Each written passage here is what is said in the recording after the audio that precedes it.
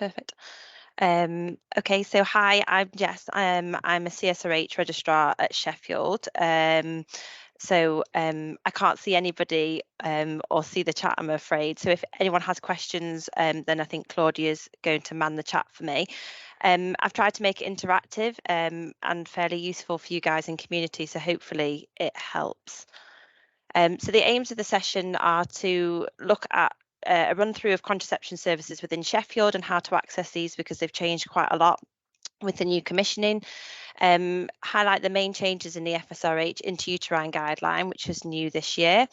Think through some common scenarios of things that we get through in the complex clinic and how we manage these. And then lastly, I was asked just to go through coils with lost threads pathway, because I think this is new in the community recently to you guys as well. So hopefully that's going to be useful for you. So the way contraception services commissioned in Sheffield has changed over the last couple of years. It all used to be based in Sexual Health Sheffield at the Hallamshire, which is obviously the building on the right hand side. We're located on B Road here, and we used to do everything, and we used to have multiple sites and outreach clinics. Unfortunately, since the commissioning has changed, it's split up. So we have Primary Care Sheffield, which also goes under the name of Sexual Health Sheffield, but they are a GP collaborative and separate to Sexual Health Sheffield. And then you've got Sexual Health Sheffield, which is still located next to the Hallamshire in that building. So PCS, so Primary Care Sheffield, is commissioned for LARCs, so it's commissioned for implants, coils and depots, and it's for fitting or removal, and it's also commissioned for emergency contraception, and patients can self-refer by ringing the number in the red. And they have emergency contraception slots every day. So if you ever see somebody that needs some emergency contraception or needs some advice or would like a coil, then they have slots virtually every day. So that is a really good service. And they also do vasectomies, but that has to be a GP referral. Anything that's slightly more complex is commissioned to come to Sexual Health at the Hallamshire. And so things that we deem to be more complex would be, say, a coil removal with no threads, a deep implant removal. So that's maybe an implant that might be palpable, but someone's failed to remove it maybe, or an implant that you can't palpate at all. Contraception needs for patients maybe with a UK MEC 3 or 4 that you don't really feel confident prescribing for, you want some specialist advice, and they won't, and maybe there aren't any other options, or they won't accept the other options, and we're happy to chat with them. Coil fits in patients with coexisting medical comorbidities, so mainly they are usually cardiac patients and sometimes epileptic patients as well, but anybody that you think you're slightly worried about and maybe the risk of a coil fit would be maybe put them at increased risk, but mainly it is cardiac arrhythmias, so things like long QTC, ventricular arrhythmias, pulmonary hypertensive patients are the main ones.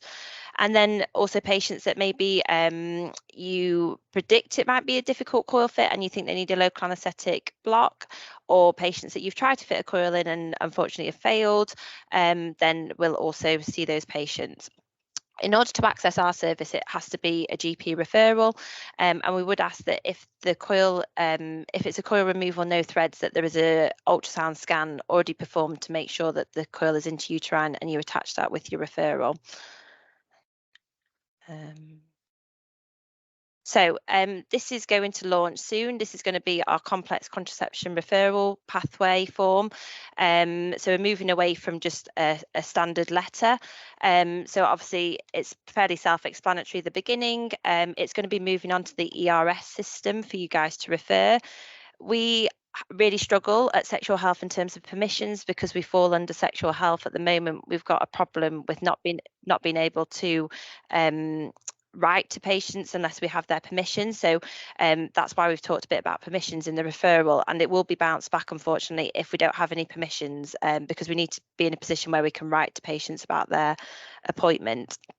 And then there's a little section here for reason for referral, and then there's a section about coils and implants. It just goes into a bit more detail so that we need to know what type of coil it is, when it was fitted, and really the reason for removal, because sometimes it's not always very clear. And then in the red, there's just some guidance on things that you need to tell the patients in terms of leading up to a coil change, no sex for the 7 days prior, and if it's a fit, making sure there's no risk of pregnancy when they attend. So just thinking about bridging contraception as well. And then a little bit about implant removals. And obviously you only need to fill in whichever is applicable. And it also has our exclusion criteria on the bottom, and also the number for PCS. So hopefully there's a little bit of education and just reminders there for you as well. So moving on, so this is the intrauterine contraception guideline that was it was released in March 2023 but amended in July. So things that have changed is the terminology surrounding the use of coils. I commonly call it a coil. I call them Mirena coils. I call them copper coils. I think people are very familiar with that. The guidance has changed to say that they want us to call them intrauterine contraception, so IUCs. If it's an intrauterine contraception, then there's two different ways to talk about it. So you've got a copper IUD, and they're obviously a varying duration, either between 5 or 10 years. On the right hand side, where you've just got the copper going down the stem and not across the arms, this would be a 5-year copper coil that has about 300 millimeters of copper surface area. And then on just below it, I don't know if you can see my mouse, we've got a 10-year T-Save here, because you can see that you've got copper on the arms and on the stem, and it's also slightly bigger, and this lasts for 10 years. The mode of action of a copper coil is obviously it's toxic to the sperm and the egg, so it prevents hopefully fertilization, but if fertilization has been allowed to occur, then it prevents implantation because of it changes the environment within the uterus to prevent implantation. The main side effect being that it can make periods heavier and more painful, but some women will accept that because they want to have their period. Then you've got the levonorgestrel intrauterine device, and so you've got multiple different types as listed below. The main one that most people are probably familiar with is Mirena, but you've also got Levocet and Benelexa that are all 52 milligrams levonorgestrel. They work by thinning the lining of the womb, but they won't abolish the cycle. The main side effects being sometimes we can't predict what happens to people's bleeding. Some women will become amenorrheic, so have no bleeding. Some women will have irregular bleeding, and then some patients will have they might still get some heavy bleeding if they've got fibroids or other uterine pathology potentially. It doesn't always stop everybody's bleeding. We usually say about 90% of women will be amenorrheic by 1 year though, but it does take some time to settle down. These are quite useful tables. This is one to do with copper IUDs, and it just tells you about the size and the content of the copper and the uterine length if you are coil fitters. It's just a good guide to refer back to, and all the different types of coils. And then I really like this table. This is the levonorgestrel IUDs. So it's got all the different types of levonorgestrel containing coils at the top, starting from Benelexa, Levocet, Mirena, Kyleena, and Jades. It tells us how much content of levonorgestrel it is, and then how much it releases per day.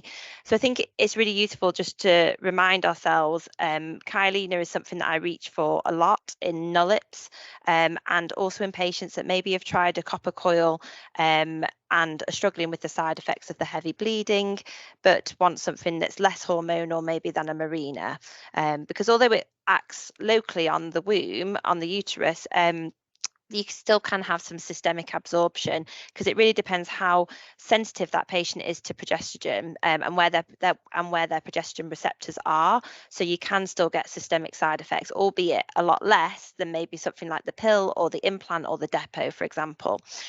So then the main change that came about in the intrauterine contraception guideline is the fact that now all 52 milligram levonorgestrel containing coils are now licensed for 6 years for contraception purposes as per FSRH. So that's the main change really. So I think over the next couple of years we will see a change from people maybe reaching for Mirena, but that we might also be swapping to things like Levocet, because it is much cheaper and it's a lot less packaging. And then all 52 milligram coils can also be used for HRT for 5 years, which is off license, but it's recommended as per FSRH, because the licensing for Mirena is actually 4 years, but we say 5 years. So it does get, it can get a bit complicated and confusing to remember all the rules. So this is just a good reference point. So hopefully that makes sense. So I've got a couple of true or falses. I was planning on trying to use the chat, but I'm not sure how well that will work. So maybe just let you guys have a think about these things.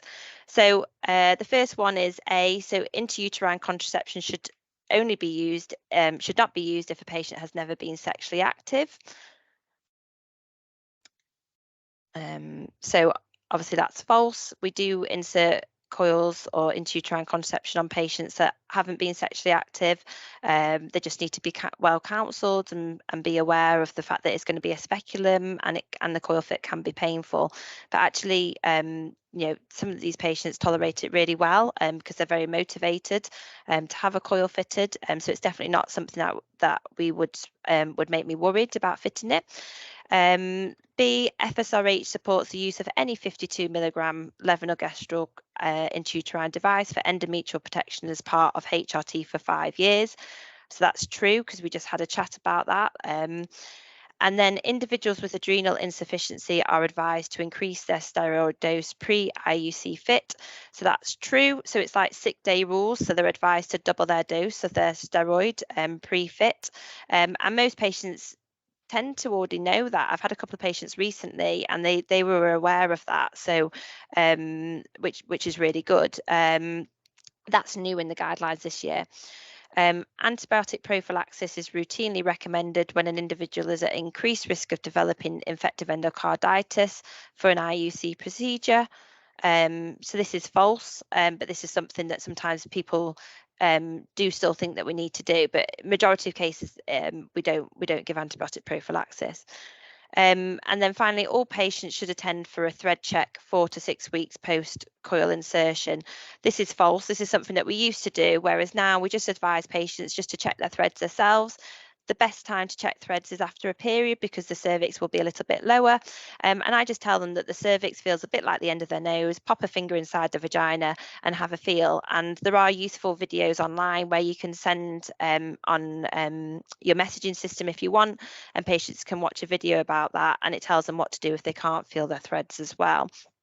But yeah, once a month is more than sufficient to do that. So hopefully that's that all makes sense. So this is a common scenario. So we've got a patient with a copper IUD, attends her GP practice for a coil removal. She's amenorrheic, so not having any periods, and wonders if she needs another coil for contraception. At what age can you remove this with no need for further contraception? So I don't know if you want to write in the chat what you think your answer would be. Trying to see if I can see the chat.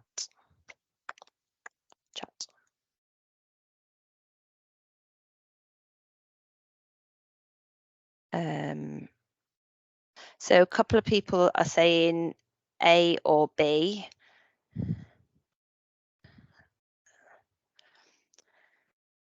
Yeah, so quite a few of you now saying B, which is great. So yeah, the answer is B. Sorry, I'll just try and minimize this. You can't see my slides. So yeah, so the answer is B.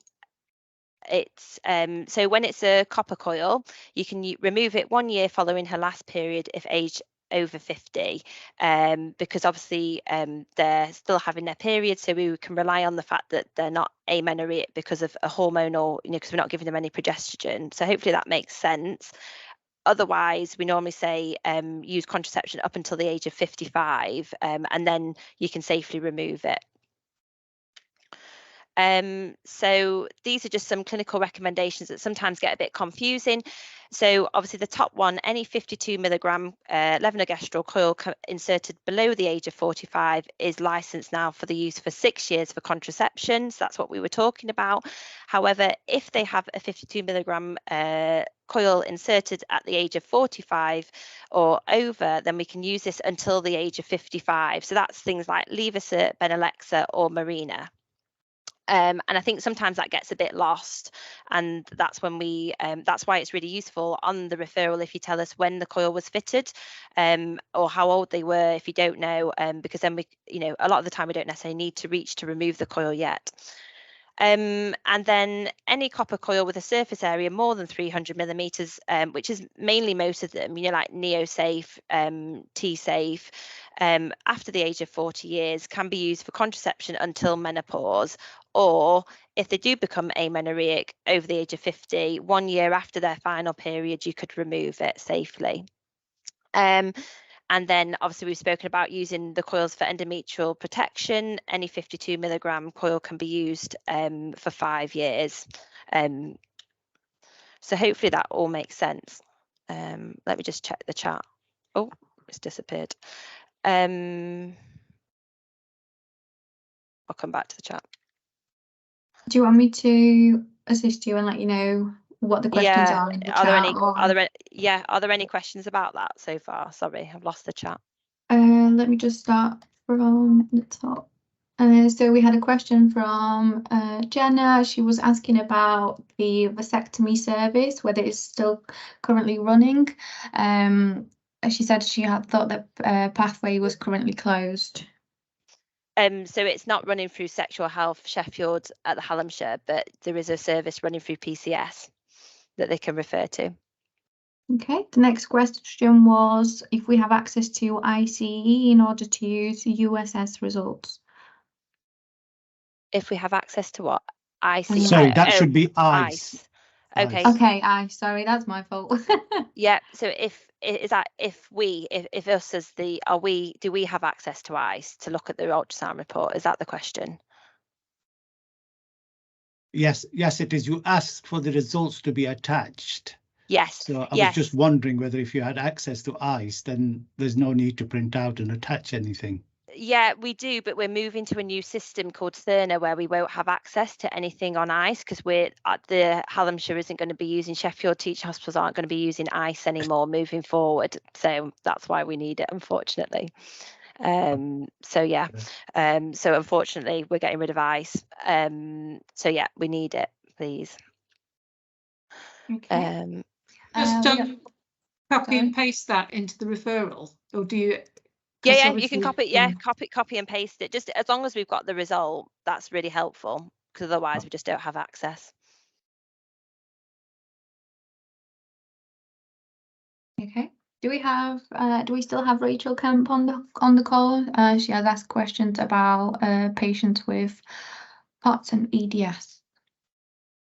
Yeah. So POTS, as long as they're stable, it could be done in the community, and just make sure, like asking about like postural syncope and like making sure they've got good hydration, good pain relief. But otherwise, we can fit that. And then loss, Dan loss as well. We've seen a couple of patients recently with that, but again, they're usually fine. There's not much evidence surrounding loss, Dan loss. There's a worry that maybe are they at increased risk of perforation, but because they potentially bleed heavier as well, so maybe at increased risk of expelling the coil, but there's no evidence surrounding like these concerns. So I just usually proceed as I would do with any other patients. Okay. Any other questions in regards to that? Tom? I think Tom's asked a question. I'll let you unmute yourself. My question was that for many years the consultations have been made private, even when the patient assures me that they were told that they were asked their consent, and they explicitly said, yes, I want my GP to know that I'm going on to contraception. But the default has always been to not allow GPs to know what the consultation was. So we just get a thing in the notes saying made private. which I don't think is safe or good care at all. And I would like to see the default being to share unless there's a really good reason not to share information. Yeah, I totally agree. Unfortunately, we don't use System 1, so we use Inform, so I don't think you'd have it's a sexual health system. We automatically ask patients, you know, like if we can have their permission. It's because we fall under sexual health permissions in terms of, you know, like sharing information, which I don't really agree with anyway. But so that's why once we see the patient, if they accept permission for us to write to you, we will always write to the GPs to let them know, you know, like what we've done. Definitely, totally agree. Okay. I think we also had a question from Sam. I'm not sure if Sam is still here, from Stonecroft Medical Centre. It was asking if PCS service fit Kylena and other IUD. Vast majority see Mirena. Yeah, PCS stock Kylena and Mirena, and then they also stock NeoSafe and T-Safe. I don't know if they stock any of the other copper coils. The only difference between Sexual Health is we stock JDS, which is the 3-year one, and we do stock a smaller copper coil as well. But otherwise, we have pretty good stock across both services. Shall I carry on with the presentation? There's a couple more slides, and then I can take more questions at the end. Is that okay? Yeah. So I think we got to here. So this is another scenario. So Susan is a 51-year-old lady who has been referred by a GP for a coil replacement, no threads visible. She had a Mirena coil fitted 5 years ago for heavy menstrual bleeding and contraception. She's amenorrheic and doesn't know she needs another coil. She's not using HRT, and the ultrasound demonstrates that the coil is correctly sited. So what would you suggest? A, proceed to coil replacement because she's had a coil for 5 years. B, ask her to come back in 1 year's time when it's been 6 years as per the new guidance. C, leave the current Mirena in place until 55. D, remove the Mirena. She doesn't need any more contraception as she's amenorrheic. E, check the FSH to guide you. Or F, ask a friend. So I don't know if you want to put your answers in the chat. I'll try and find the chat.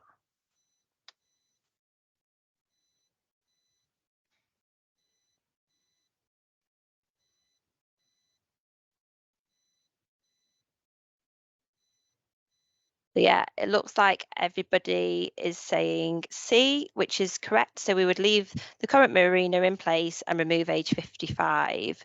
Let me try and go back to full screen. So I'll just explain the reasoning behind that in case anybody doesn't understand. So she doesn't need a coil replacement because it was only fitted. So she had it fitted when she was 46. So as per the guidance, any 52 milligram levonorgestrel containing coil fitted 45 years or above can stay until she's 55. We don't want to remove the Mirena and tell her that she doesn't need any more contraception because she's amenorrheic, because she's probably amenorrheic because of the Mirena coil. So we can't rely on that. And then checking the FSH to guide us. We don't routinely check FSH because it's not reliable. It can be variable, the results, and it just isn't really necessary in this scenario. So so we would do C. And then obviously, if you weren't sure, then you can always pick up the phone and give us a ring or ask somebody. That's absolutely fine. So next case is Jasmine. She's a 25-year-old cis female who had a copper coil inserted 2 months ago. She presents to a GP with severe pain that describes as high up in the vagina, and it started quite suddenly last night. She's otherwise asymptomatic, so she's got no abdominal pain, no PV bleeding, no fever or discharge, and a pregnancy test today was negative. And on examination, her abdomen's nice and soft and non-tender, and she said when she had the coil fitted, it was virtually pain-free. And when you put the speculum in, this is what you see. So I don't know what you, if you want to write in the chat what you think the diagnosis is by looking at that picture. So that's the cervix. Just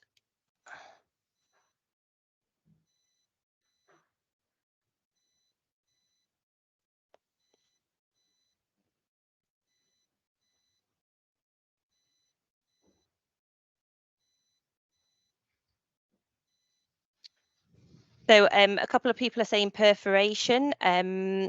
Someone said partial expulsion of the coil. Are there 2 pos HPV? I would describe this as an ectropion surrounding and the cervix, the red area that you can see. I don't know if you can see my slide still because I've got the chat up.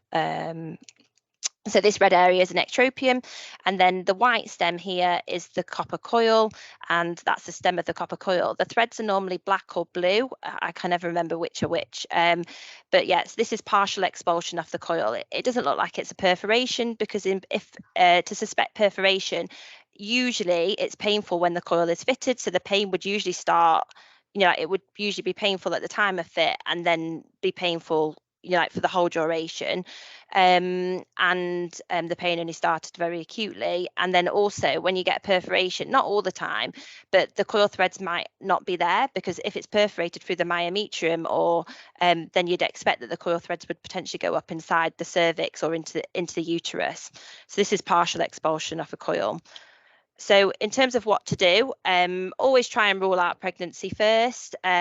If they're not pregnant, then you can proceed to coil removal, and it just be a case of anyone can do it. There's videos on FSRH. You don't need to be a coil fitter. You just get some sponge holding forceps and you basically grab hold of whatever you see and you pull. And women usually tolerate it. People ask, is it painful? And I usually say, as they're saying ouch, the coil is usually out. It's not a difficult procedure to remove the coil if the threads are there or there's something that you can see. And then just always think about the need for emergency contraception if they've had unprotected sex recently, and then just think about further contraception and bridging contraception. And if somebody has expelled a coil a couple of times, it always just makes me think, like, is there something else going on? Is there some uterine pathology? Do they need a transvaginal ultrasound scan?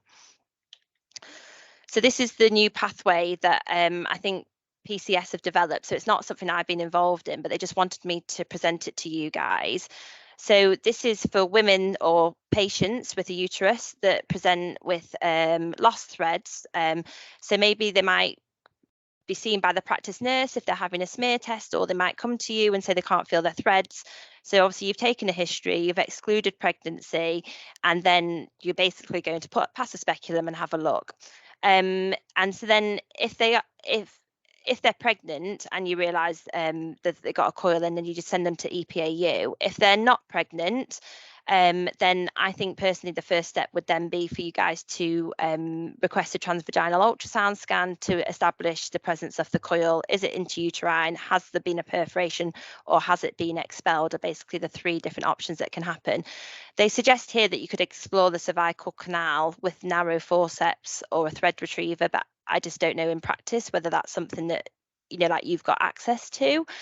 So you do a transvaginal ultrasound scan, which is down here, and so if we go to the right hand side, the easiest option is that the device is correctly located within the uterus, and then you can just leave it in situ. So sometimes we do get patients referred saying the coil threads aren't there, they've had a scan, and can you remove it and replace it? But you don't actually need to. If it's in the correct position and the threads aren't there, just refer them to complex at the time when they need their coil removing.